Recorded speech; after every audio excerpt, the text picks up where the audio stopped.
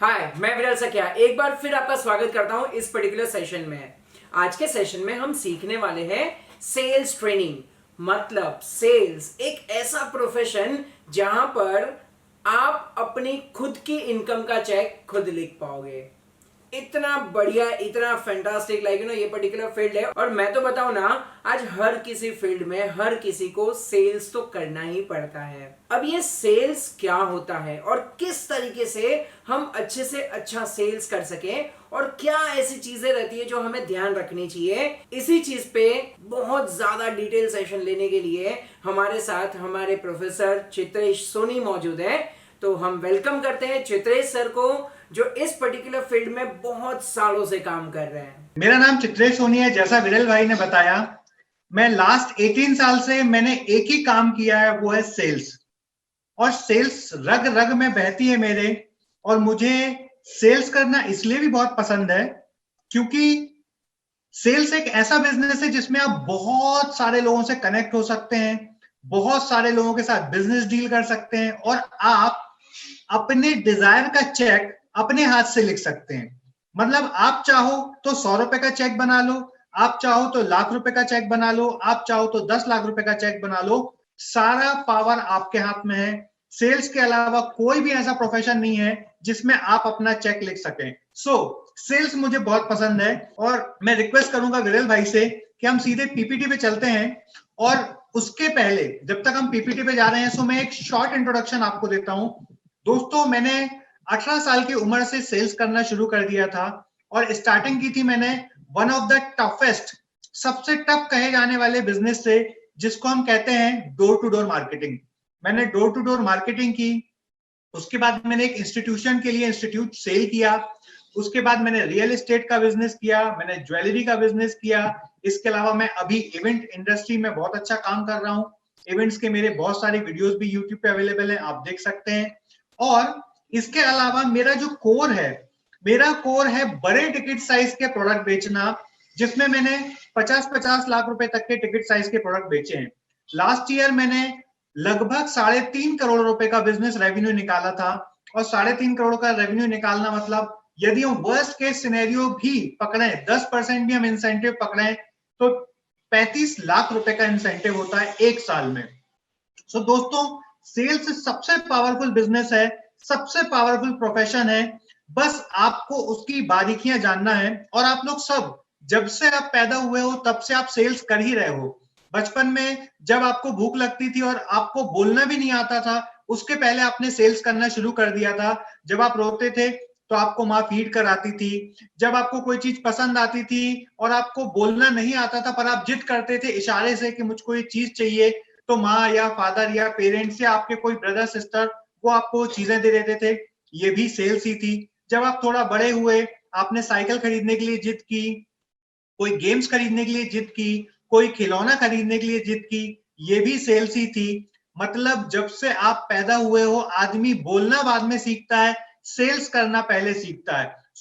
यदि आप इस प्रोफेशन को अपना करियर बनाते हो, आप अपने हर ड्रीम को पूरा कर सकते हैं। कोई भी गाड़ी हो, बंगला हो, ये सब बहुत छोटी चीजें हैं सेल्स प्रोफेशन के सामने। सेल्स करना जब तक आपका जुनून नहीं बनेगा, आपको लोगों से मिलना, आपको लोगों से बात करना, आपको लोगों से इंटरेक्शन करना, आपको दूसरों के प्रॉफिट की बातें सोचना, जब तक ये आपका पैशन नहीं होगा, जब तक ये आप अपने अंदर से नहीं निकालेंगे ना, तब तक सेल्स प्रोफेशन को ज्वाइन मत करिए।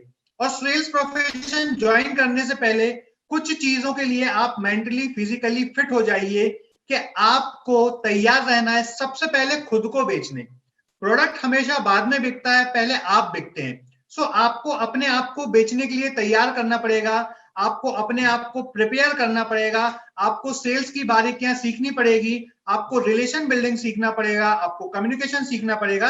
ये सारी चीजें आज मैं आपको इस सेशन में शॉर्ट में बताऊंगा, क्योंकि बहुत वास्ट सब्जेक्ट है।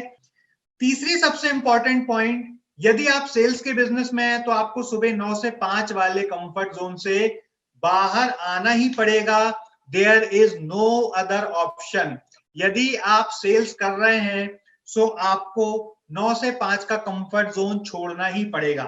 इसके अलावा कोई ऑप्शन नहीं है, क्योंकि आपको नहीं पता कि आपका कस्टमर आपको सुबह 8 बजे का टाइम दे रहा है या शाम को 6 बजे का टाइम दे रहा है, या शाम को 9 बजे का टाइम दे रहा है, या 10 बजे का टाइम दे रहा है। सेल्स मतलब 24 एक्टिव, 24 आवर्स आपको अपने दिमाग को एक्टिव रखना पड़ेगा। एक और बहुत इंपॉर्टेंट चीज जो सेल्स में लोगों को बाहर कर देती है, या लोग सेल्स में ज्यादा लंबे समय तक नहीं टिक पाते हैं, वो है लोगों के पास पेशेंस नहीं होता है पाइपलाइन बिल्ड करने की। देखिए, जब भी यदि आप घर मकान बनाते हैं तो आपको नींव बनानी पड़ती है, आपको एक बेस बनाना पड़ता है, उसके ऊपर ही मकान टिकता है। सिमिलर तरीके से जब आपको सेल्स करनी होती है तो पहले कुछ दिन भी, कुछ हफ्ते, कुछ महीने लग सकते हैं आपको अपना पूरा सिस्टम सेट करने में, आपको पूरी पाइपलाइन बिल्ड करने में। एक बार आपकी जब पाइपलाइन बिल्ड हो जाती है, उसके बाद इतनी सेल्स आती है, इतनी सेल्स आती है, इतनी सेल्स आती है कि आप संभाल नहीं पाते।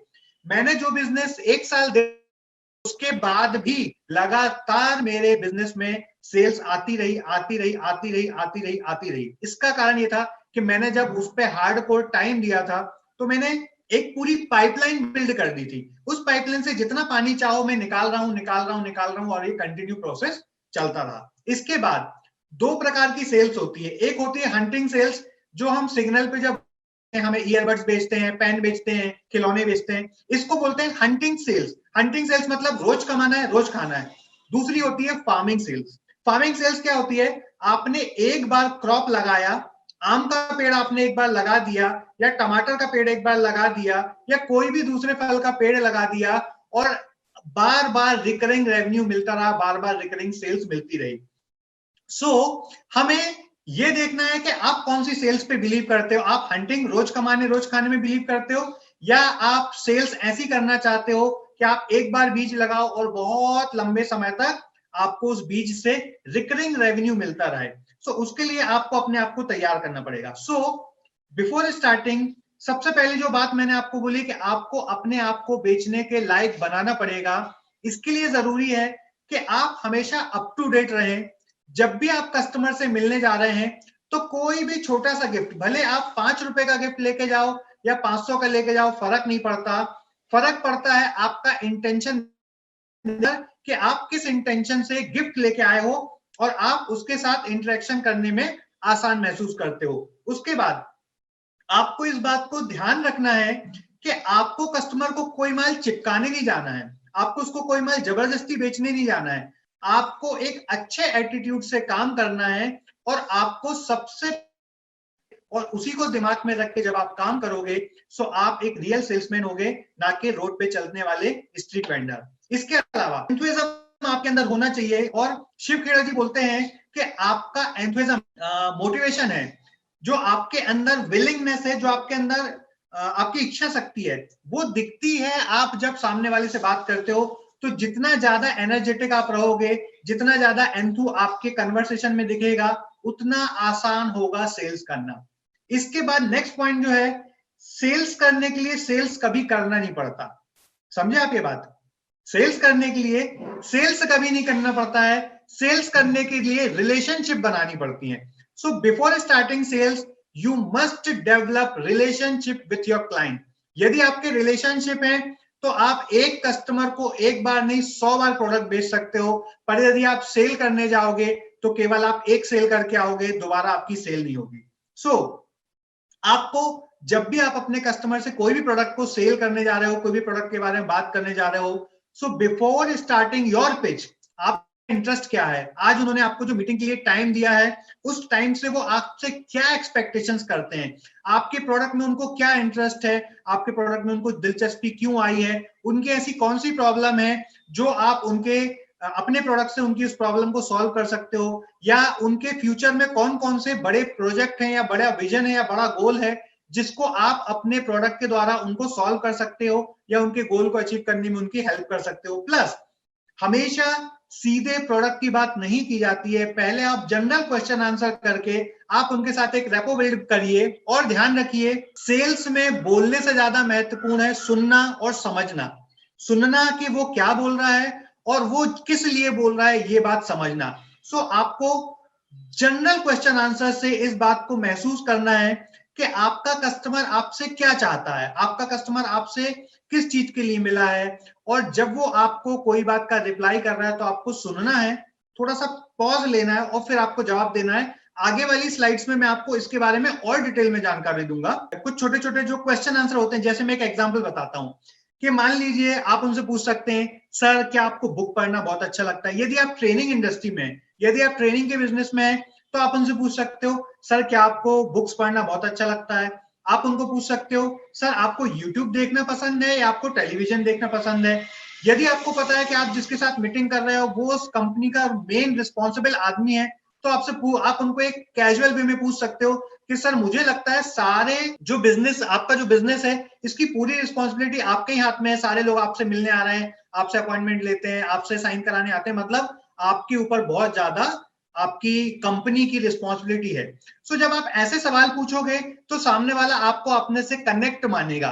आप उनसे पूछोगे, सर आप किस एरिया से हैं? वो कहेंगे, यार आई एम फ्रॉम मुंबई। अरे वाह सर, मेरी नानी जी का घर भी मुंबई में है और मैंने मुंबई में बहुत टाइम स्पेंड किया।